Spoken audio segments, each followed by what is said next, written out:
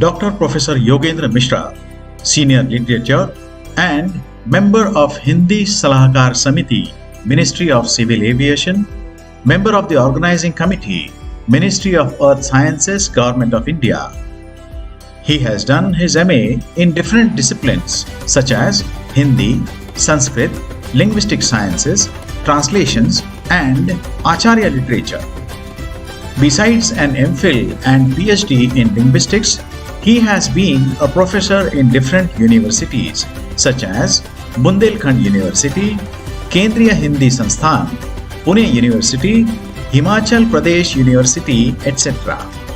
His articles and poetries have been published in various magazines. Writing screenplays for Doordarshan, participating in 6 dozen national and international conferences, Dr. Mishra has been associated with Akashvani, Sahara, Aastha Channel and Doordarshan. He is credited for the creation of Rashtrabhasha Bhavan and organization of a seminar in Varanasi to mark the Azadi Ka Amrit Mahotsav. हमको अचानक यूं नहीं बुलाया गया है, इसके पीछे भी कोई मौलिक की संयोजित संरचना है जो निकट भविष्य के गर्भ में है। 725 वर्ष पहले मौली का आना, 80 वर्ष पहले विश्वनाथ जी का यहाँ महाराष्ट्र की धरती पर जन्म लेना, उन दोनों में एक रूपता दिखती है। इतने बड़े प्रकल्प और इतने बड़े व्यापक धरातल पर सोचना और उस कार्य को मूर्त रूप देना, इस सामान्य मनुष्य की तो स्थिति बनती नहीं। 13वीं और 16वीं शताब्दी में संत ज्ञानेश्वर और गोस्वामी तुलसीदास हिंदुत्व के प्रचार कार्य के लिए ही विरक्त हुए थे। यहाँ एक वैराग्य शब्द है। उन्होंने जनभाषा में ज्ञानेश्वरी और रामचरितमानस लिखकर हिंदू जनमानस को एक सूत्र में पिरोया। कराड़ साहब की जो चिंतन शैली है, हम बहुत अल्पकाल का हमारा सत्संग हुआ, बहुत सारी जिज्ञासाओं को लेकर के बातचीत हुई। उन जिज्ञासाओं का भी हम अपने इस उद्बोधन में समेकित करते हुए बात करेंगे। उन्होंने पहला जिज्ञासा प्रकट की हमारे तौलन भाव के नाते, चूँकि वो तो पूर्ण है। पूर्ण इस अर्थ में है कि मौली का वरदस्त उनके सिर पर है और जिसका परम सत्ता के साथ सामंजस्य बैठ जाए और सत्य जिसके करतल हो जाए, वही छात्र तेज और ब्रह्म तेज को समझ पाएगा। सत्य जिसके करतल में है। दूध में मक्खन दिखाई नहीं देता, घी दिखाई नहीं देता, लेकिन कोई नकार भी नहीं सकता। सर्वभूत हिते रतः, परमात्मा की सत्ता में हम सब बैठे हैं, उसी की चेतना से हम बोल भी रहे हैं। वो न रहे तो हम मिट्टी हैं, वो हैं तो हमारा अस्तित्व है। संत ज्ञानेश्वर और गोस्वामी तुलसीदास की विरक्ति एवं मानस की नींव है। भारत राम है, राम भारत है। गोस्वामी तुलसीदास और ज्ञानेश्वर, उनका साहित्य भारतीय जीवन पद्धति की आधारशिला है। विश्व की वे अनमोल धरोहर हैं। तुलसी ने, ज्ञानेश्वर मौली ने मानवता, समरसता तथा ममत्व की अमर बेल को फैलाया। सुखिया झाला, राम है केवल प्रेम प्यारा, जान लेहु जो जाननिहारा, सो जान ही सोई देहु जनाई, जानत तुमई तुमई हुई जाई। गोपी का प्रेम सामान्य जीवों के समझ के परे है।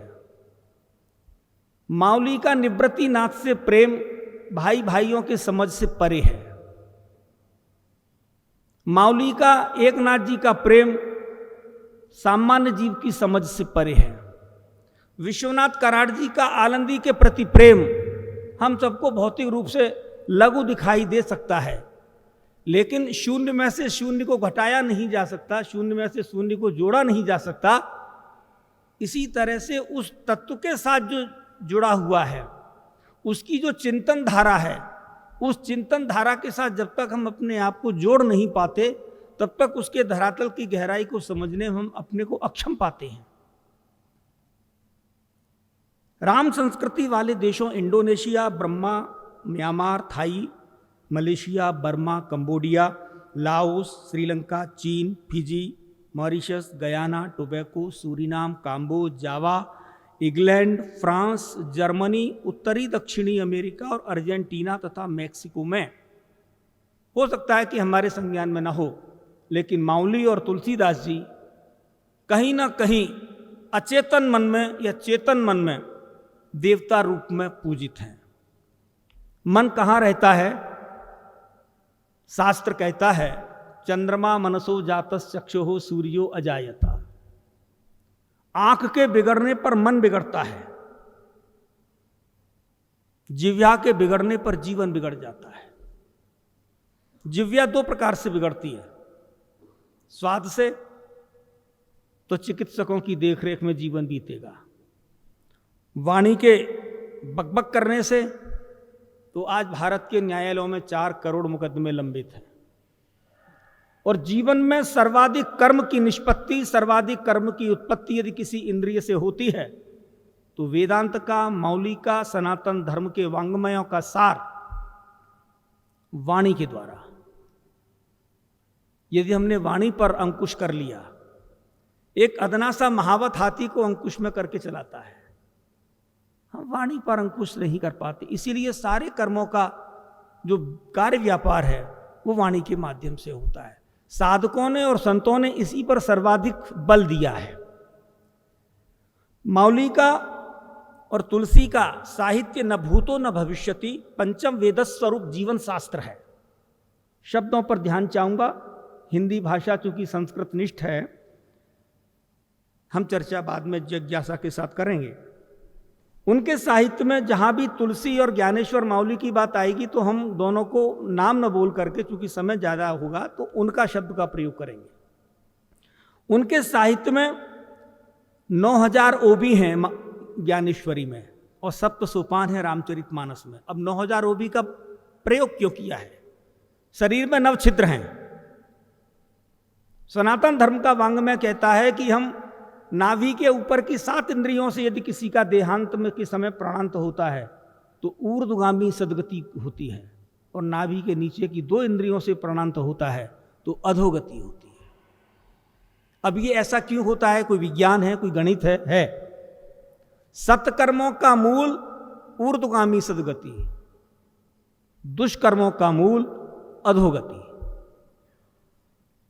उनके साहित्य में प्रस्थानत्रयी, ब्रह्मसूत्र, उपनिषद, गीता को पादुका बनाकर श्री राम और विठोबा को आधारिका स्वरूप स्वीकारा है, जिसमें ब्रह्मसूत्र के उपदेश सूत्र हैं, उपनिषद के संदेश मंत्र हैं, गीता के आदेश तंत्र हैं, पुराणों का सार, नाना पुराण निगमागम सम्मतम यत्। इस माउली और तुलसी त्रयी के स्तंभ पर वेदांत का विशाल प्रासाद खड़ा होता है, जो संपूर्ण मानवता के लिए प्रसाद रूप में है। और वही प्रसायदान जीव मात्र के लिए, प्राणी मात्र के लिए, 84 लाख योनियों में चराचर जगत में विचरण करने वाले प्रत्येक जीव के लिए वही प्रसाद माने कृपा स्वरूप में है। उनका साहित्य ही विश्व परिवार की आचार संहिता है। लोक चेतना से संपृक्त हिंदू समाज की संजीवनी है और लोक मंगल की प्रतिष्ठापना की महौषधि है। भारतीय मनीषा का यह विश्वकोश, ज्ञानेश्वरी और मानस सांस्कृतिक संवेदनाओं का सुसंस्कृत महाकाव्य है।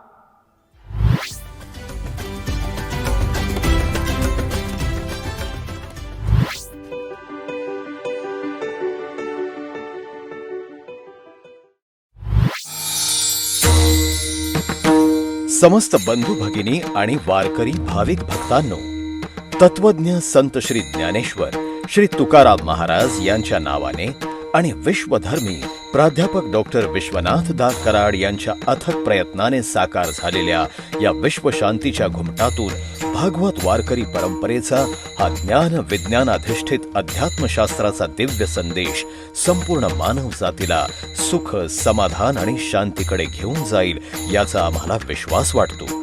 जगभरातील मान्यवरांनी गौरवलेला हा विश्व शांतीचा घुमट लवकरच जगातील एक आश्चर्य म्हणून ओळखला जाईल आणि भारताला विश्वगुरू म्हणून मान्यता प्राप्त करून देईल अशी आमची प्रांजळ भावना आहे.